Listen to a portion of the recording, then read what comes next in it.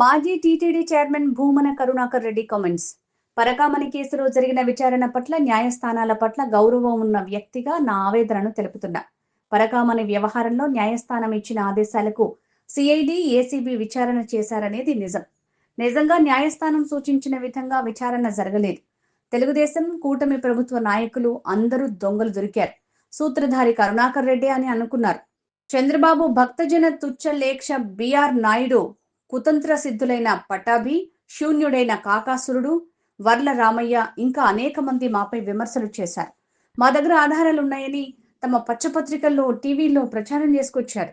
అన్ని ఆధారాలు ఉన్నాయని అన్నవారిని ఎందుకు సిబిఐ విచారణకు పిలవలేదు? పరకామణి వ్యవహారానికి సంబంధించి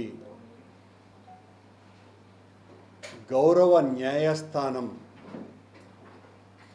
ఇచ్చిన ఆదేశాలకు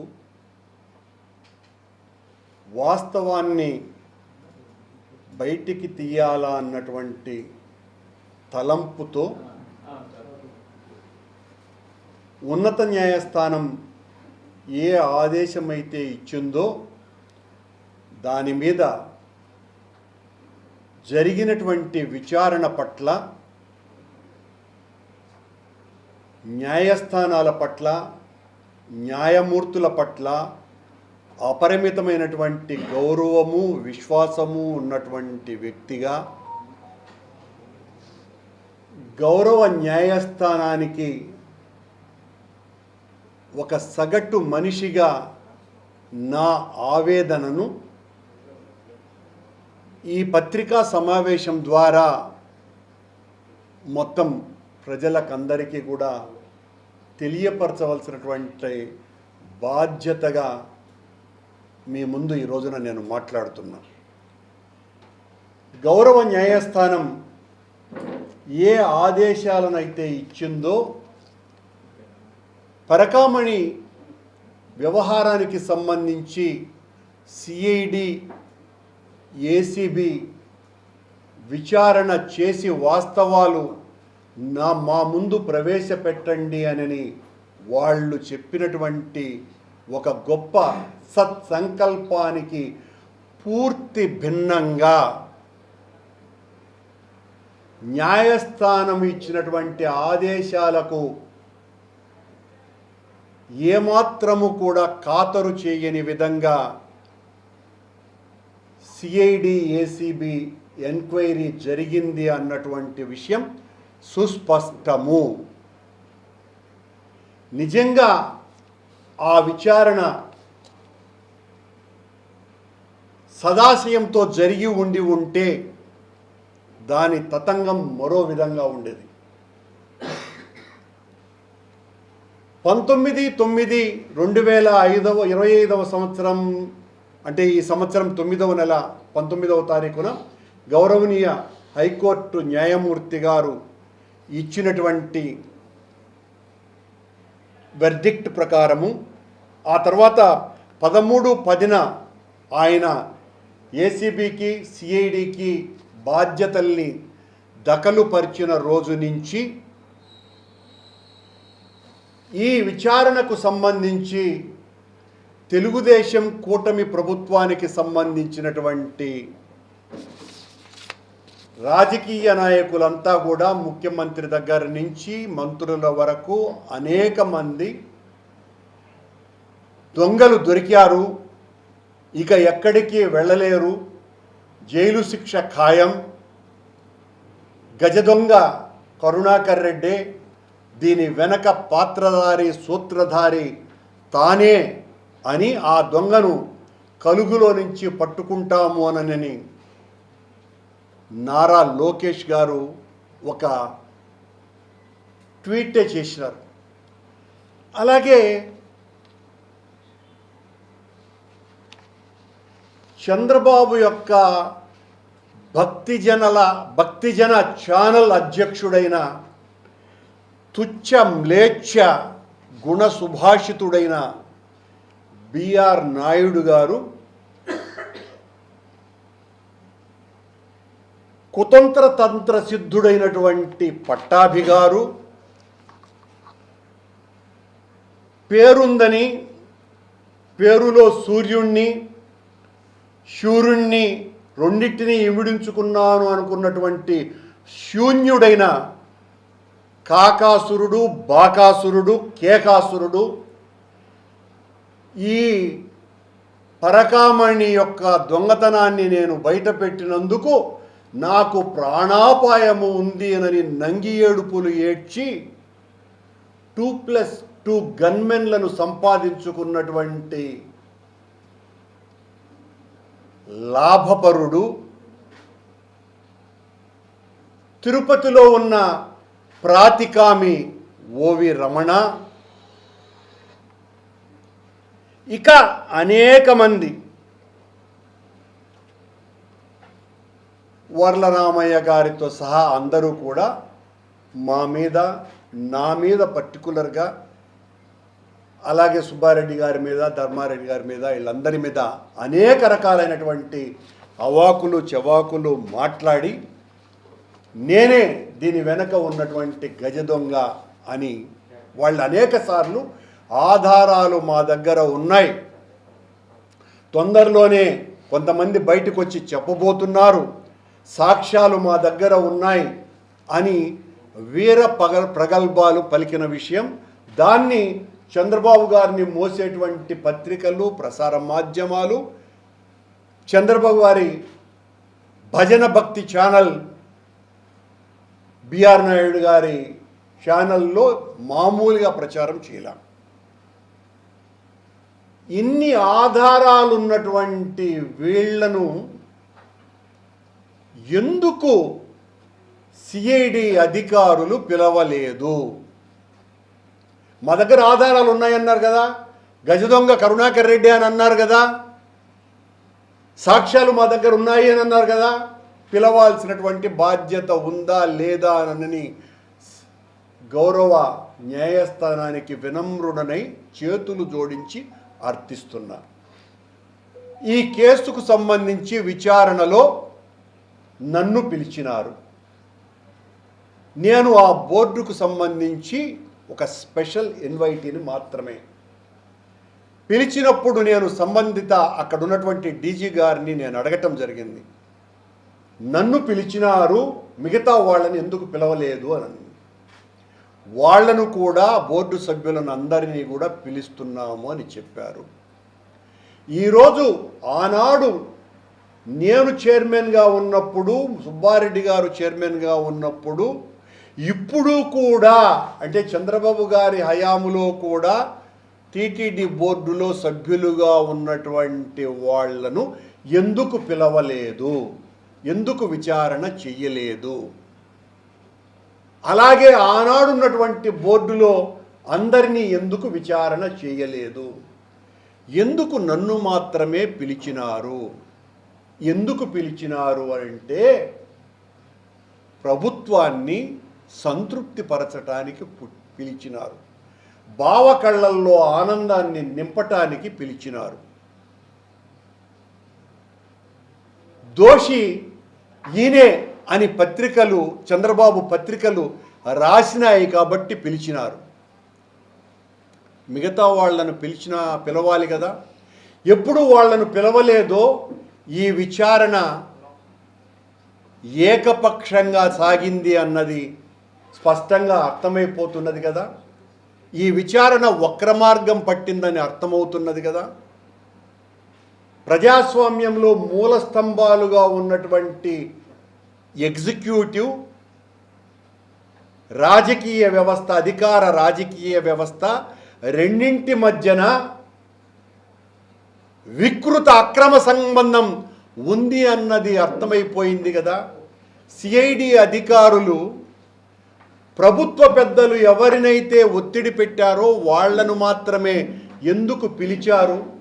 అక్కడ న్యాయస్థానం ఆదేశాలు పాటించినారా? పాటించి ఉంటే నిష్పాక్షికంగా అది జరిగి ఉండాలి కదా. అందరినీ పిలవాల్సినటువంటి బాధ్యత మీ మీద ఉన్నది కదా. అంటే చంద్రబాబు గారి ప్రభుత్వానికి తల ఒగ్గిన సిఐడి, ఏసీబీ అధికారులు న్యాయస్థానానికే మస్కా కొట్టినారు, టోకరా వేసినారు.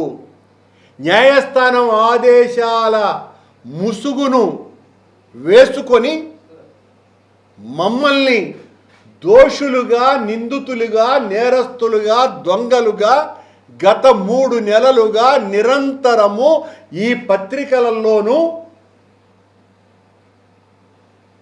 ఈ ప్రసార మాధ్యమాలలోనూ మమ్మల్ని తిట్టించటానికే ఈ విచారణను సాగించినారు.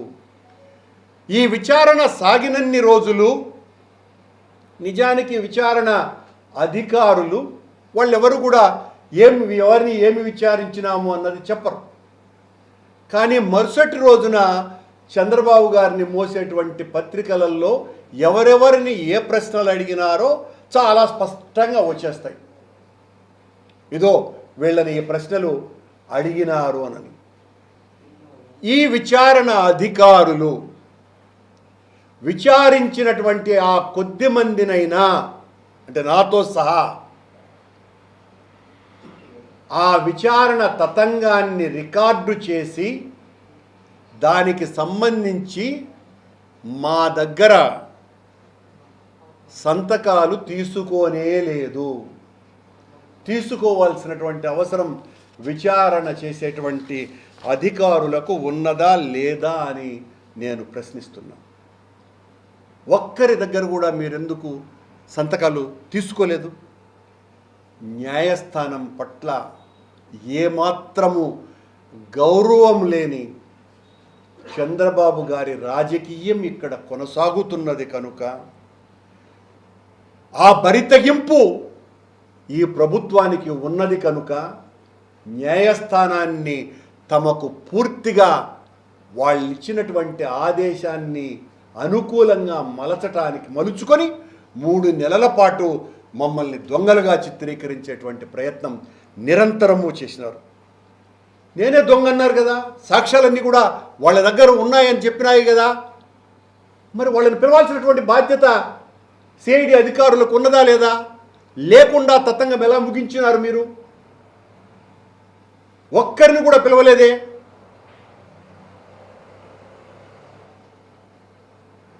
అందులో హైదరాబాదులో రౌండ్ టేబుల్ సమావేశంలో కూడా చాలా పెద్ద ప్రబుద్ధులైనటువంటి సుబుద్ధులు ఈ జరిగినటువంటి దారుణాన్ని గురించి చాలా గొప్పగా మాట్లాడినారు. ఇది ఎంత తప్పు అనని. అంత తప్పు అన్నటువంటి వాళ్ళను ఏ తప్పు అడగాల్సినటువంటి బాధ్యత సిఐడి అధికారులది కాదా? పిలవాల్సినటువంటి అవసరం ఉందా లేదా? మా మీద బండ వేసేసి మేము దొంగలమని చిత్రీకరిస్తే సరిపోతుందా? అంటే కేవలం ఈ 3 నెలల పాటు మా నాయకుడు జగన్మోహన్ రెడ్డి గారి మీద, మా మీద దారుణమైనటువంటి నిందలు మోపటానికే ఈ విచారణ జరిగింది అన్నది చాలా స్పష్టంగా అర్థమైపోలే. ఇంతకంటే రుజువు కావాలన్నా? మీరందరినీ పిలవాలి కదా, ఎందుకు పిలవలేదు? బోర్డులో ఉన్నటువంటి 25 మందిని ఎందుకు పిలవలేదు? పిలుచుంటే ఎందుకు ప్రకటించలేదు? మేము మాట్లాడినామని, ఫోన్లో మాట్లాడినామని కూడా ఎవరు అన్నారంట. ఫోన్లలో విచారణ చేస్తారండి ఎక్కడన్నా? ఎంత దారుణంగా ఉందో చూడండి పరిస్థితి. ఈనాడు ప్రభుత్వంలో టీటీడీ బోర్డులో ఉన్నటువంటి వాళ్లను ఎందుకు పిలవలేదు? దానికి సమాధానం ఇవ్వాల్సినటువంటి అవసరం ఉన్నది. ఇది న్యాయస్థానాన్ని అవమానపరిచినట్టు కాదా? ఏకపక్షంగా ఈ విచారణ జరిగింది అనటానికి ఇంతకంటే ఉదాహరణ ఏమన్నా ఉందా? ఇక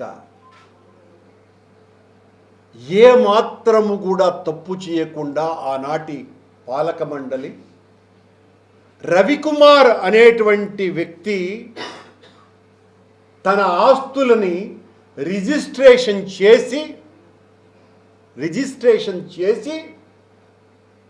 టీటీడీకి అప్పగించి ఆ పత్రాలని ఎగ్జిక్యూటివ్ ఆఫీసర్కు ఇచ్చినాడు. దీనికి ఆ అధికారులకు ఏ రకమైనటువంటి ప్రమేయం ఉన్నది? అతనే తన ఆస్తుల్ని రాయిచ్చినాడు. అతని ఆస్తులు రాయించటము అనేటువంటి విషయంలో టీటీడీకి సంబంధించి ఎవరు ఏ రకమైన వాళ్ళ ఆస్తులని రాసిస్తే అవి తీసుకోవటం వరకే టీటీడీకి సంబంధించినటువంటి రూల్స్ ఉన్నాయి. ఎవరిచ్చినా కూడా తీసుకుంటారు. టీటీడీకి ఇప్పటికి కొన్ని లక్షల కోట్ల మంది అనేక రూపాయల దానాలు ఇచ్చి ఉన్నారు. దొంగిచ్చినాడా ఇంకొకరిచ్చినారా అన్నటువంటిది కాదు, ఎవరిచ్చినా కూడా తీసుకునేటువంటి పరిస్థితి టీటీడీలో ఉన్నది. ఆ రకంగా రవికుమార్ ఇచ్చినటువంటి ఆస్తులు తీసుకున్నారు. రవికుమారే కాదు కదా, రవికుమార్ భార్య కూతుళ్ళు కూడా ఇచ్చినారు. ఆ ఇద్దరు అయితే నిజానికి దొంగలే కాదు కదా. రవికుమార్ భార్య కూతుళ్ళు దొంగలని మీరు నిరూపించగలరా?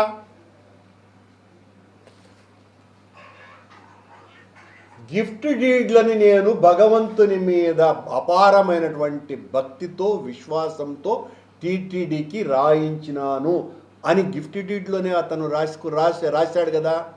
ఇవన్నీ కూడా తెలిసినా మీరు మా మీద నింద మోపుతున్నారు కదా. ఈరోజు కూడా మీకు ఛాలెంజ్ విసురుతున్నా, ఎవరైతే ఈ ప్రభుత్వంలో ఉన్నటువంటి పెద్దలు మమ్మల్ని దోషులుగా మాట్లాడి నేరస్తులుగా మాట్లాడినటువంటి వాళ్ళకందరికీ కూడా ఛాలెంజ్ విసురుతున్నా. సిఐడి వాళ్ళు ఇచ్చినటువంటి విచారణ కోర్టు పరిధిలో ఉంది. అందులో మేము ₹1 తీసుకున్నట్టున్నా, కనీసం ఆ రవికుమార్ దగ్గర ఒక టీ తాగినట్టు ఉన్నా, అతని ఆస్తులని 1 సెంటు రాయించుకున్నట్టు ఆ నివేదికలో ఉన్న రాజకీయ అస్త్ర సన్యాసం చేసేస్తాం. కానీ మా మీద ఆరోపణలు చేసినటువంటి వాళ్ళు దానికి తద్భిన్నంగా సిఐడి అధికారుల రిపోర్టు ఉంటే ఆ పదవులకు రాజీనామా చేస్తారానని సవాలు విసురుతున్నా. స్వీకరించడానికి సిద్ధంగా ఉండండి. ఎంతసేపు మా మీద బజారు రౌడీల కంటే హీనంగా, హంతకుల కంటే దారుణంగా మమ్మల మీద పడి రక్కి రంపాన పెట్టడమే తప్ప మీరు మాట్లాడితే మాకు మోసేటువంటి పత్రికలు ఉన్నాయి, ఛానళ్ళు ఉన్నాయనని మా మీద రోజు నిందారోపణలు చేసి దాన్ని మేము కడుక్కోవాలా అనేటువంటి ఆరోపణలు చేసినంత మాత్రాన భయపడి పారిపోయే వాళ్ళు ఎవరు లేరు ఇక్కడ. మీ ఆరోపణలకు, మీరు వేసేటువంటి నిందలకు, దారుణాలకు జడిసి పిరికి వాళ్ళుగా జీవించటం కంటే న్యాయం కోసమని ఎదురెడ్డి పోరాడి చావటం మేలు అనుకునేటువంటి తాత్విక బలం కలిగినటువంటి వాళ్ళు నేను. దేనికైనా సిద్ధం. ఒక చిన్న తప్పు చేయకపోయినా సాంకేతికపరమైనటువంటి లోపాలు ఉంటే, నిన్న మా నాయకుడు చాలా స్పష్టంగా చెప్పినారు, సాంకేతికపరమైనటువంటి లోపాలు ఉంటే దాని మీద ఎవరి మీద చర్యలు తీసుకోవచ్చునో వాళ్ళ మీద తీసుకోవాలి. కానీ అవినీతి జరిగింది ఇక్కడ అన్నది నిరూపించమని మళ్ళీ ఏమైనా విచారణ చేసుకోండి. మీరు ఈ విచారణ కాదు, ఎన్ని విచారణలైనా చేసుకోండి, దేనికైనా సిద్ధంగా ఉన్నాం. అంతే కూడా కాకుండా ఈ అధికారులు ఎవరైతే విచారణ చేసినటువంటి అధికారులు విచారణ చేసినటువంటి తీరు వలన ఓ అబద్ధాన్ని చెప్పించటానికి ప్రయత్నం చేయటం మూలంగా ఒక నిజాయితీపరుడైనటువంటి పోలీసు అధికారి బలైపోయినాడు. విచారణ ఎదుర్కొన్నటువంటి అధికారులందరినీ కూడా విపరీతమైనటువంటి మానసిక ఒత్తిడికి వాళ్లను విపరీతంగా ప్రలోభపెట్టి భయపెట్టడం ద్వారా వాళ్ళెవ్వరు కూడా అబద్ధాలు రాసే వాంగ్మూలాలకు సిద్ధపడని కారణంగా ఈ రోజున వాళ్ళ మీద వ్యక్తిగతంగా ఏసీబీని పురికొల్పాలా అన్నటువంటి దురాలోచనతో ఈ ప్రభుత్వం ఉన్నది. పోలీసు వ్యవస్థ శాశ్వతం, ఈ రాజకీయ కుతంత్రం అధికారం ఉన్నది కదా అని రాజకీయ నాయకులను మోసేటువంటి ఆలోచన మానుకొమ్మని పెద్ద పోలీసు అధికారులను నేను వినమ్రంగా కోరుకుంటున్నా. పోలీసు అధికారుల చేతనే కింది స్థాయి పోలీసు అధికారుల కన్నులు పొడిచేటువంటి కార్యక్రమం కొనసాగుతున్నది. ఈ పరకామణి వ్యవహారంలో పాపం వాళ్ళు ఏ తప్పు చేయకపోయి ఏ నేరము చేయకపోయినా వాళ్ళ మీద ఏసీబీ రైడ్లు చేయించాలా అన్నటువంటి ప్రయత్నాలు చేస్తున్నారు. ఎంత దారుణమైనటువంటి విషయం ఇది. జ్యుడిషియల్ ఆర్డర్ని ప్రశ్నించే అధికారం టీటీడీ బోర్డుకి ఏమున్నది? మెగా లోక్ అదాలత్లో పరిష్కారమైనటువంటి దాని మీద ప్రశ్నించేటువంటి అధికారం ఉన్నత న్యాయస్థానానికి మాత్రమే ఉంటుంది. ఆ రవికుమార్ అనే వ్యక్తి ఆస్తులు రాయించినాడు, టీటీడీ తీసుకున్నది. తీసుకున్నటువంటి ఆస్తులను అది చాలా నేరమని ఈ రోజున మీరు మాట్లాడుతున్నారే. మీరు వచ్చి అధికారంలోకి 1.5 సంవత్సరాలు అయింది కదా, ఎందుకు రవికుమార్కు వాపసు ఇవ్వలేదు? ఇది కూడా ఛాలెంజ్ విసురుతున్నా నేను. అది అవినీతి ఆస్తులైనప్పుడు 1.5 సంవత్సరాలైనా మీరు అధికారంలోకి వచ్చిన తరువాత ఇప్పటికైనా ఆ ఆస్తుల్ని మీరు ఎందుకు వెనక్కి తీసుకోలేదు? వాపసు ఇచ్చేయండి. ఆ పని మీరు చేయలేదే. మా మీద దాడి చేస్తున్నారు, దాని వెనక మేమంతా కూడా ఆస్తులు రాయించుకున్నామనని. వాళ్ళని మరి రాయించుకున్నాము అన్నటువంటి వాళ్లను, మా దగ్గర ఆధారాలు ఉన్నాయన్నటువంటి వాళ్లను ఎందుకు పిలవలేదు? మీరు పిలవాలి కదా.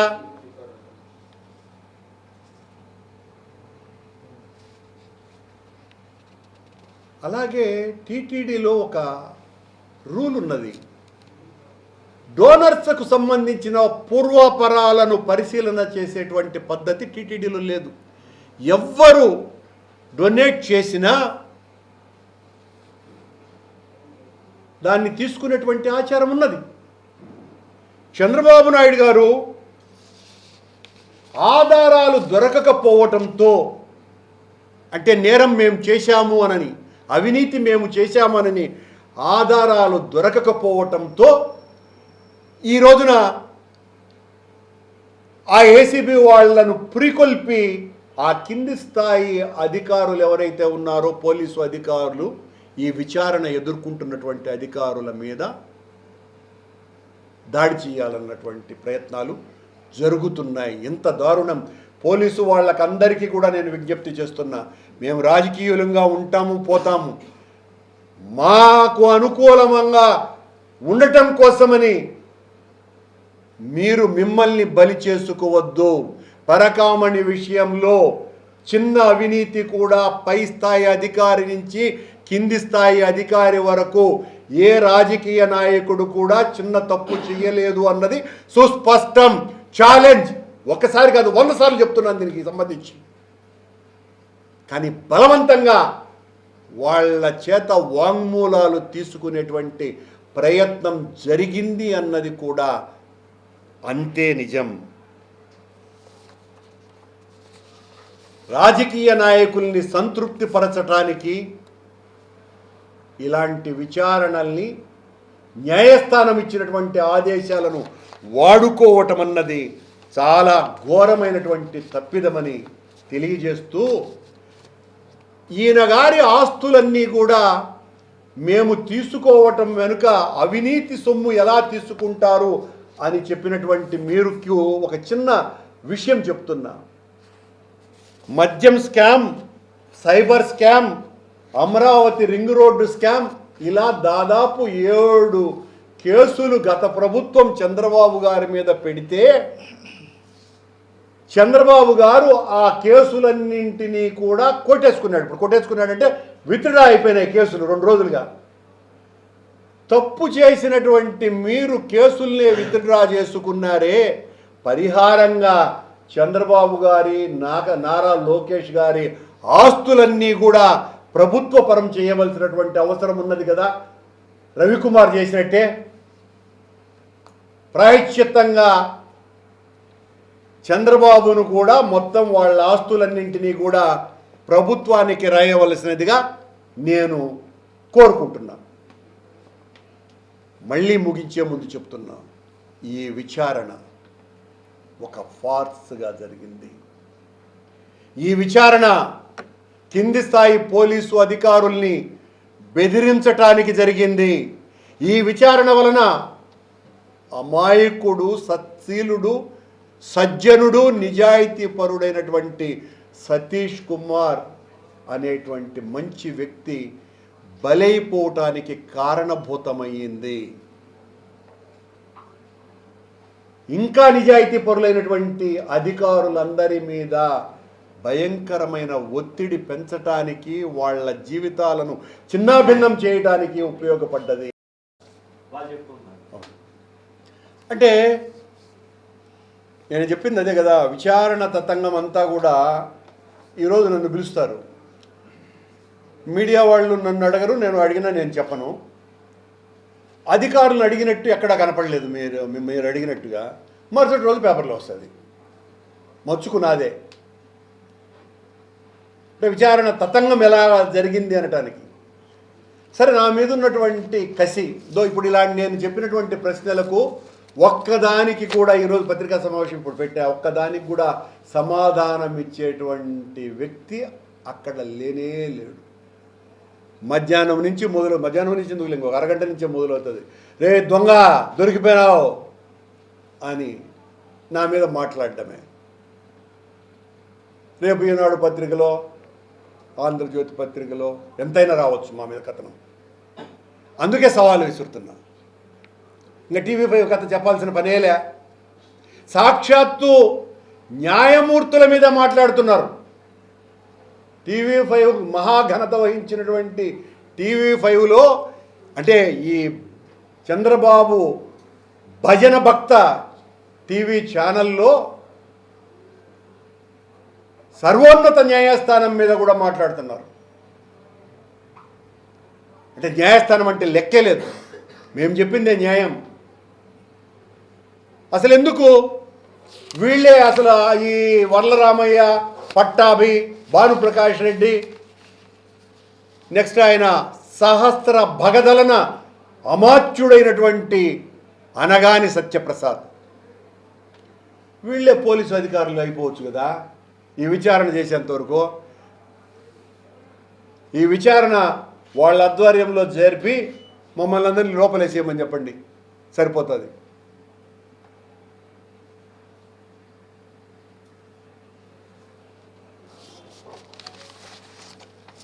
మమ్మల్ని నేరస్తులుగా, దోషులుగా, దొంగలుగా 3 నెలలు చిత్రీకరించడానికి ఉపయోగపడ్డది న్యాయస్థానం. ఏ తీర్పు సద్బుద్ధితో, ఒక మంచి ఆశయంతో ఆయన చేశారో, వాస్తవాలను వెలికి తీయటానికి చేశారో, దానికి పూర్తి భిన్నంగా జరిగింది అన్న విషయాన్ని మరొక్క మారు స్పష్టీకరిస్తున్నాను.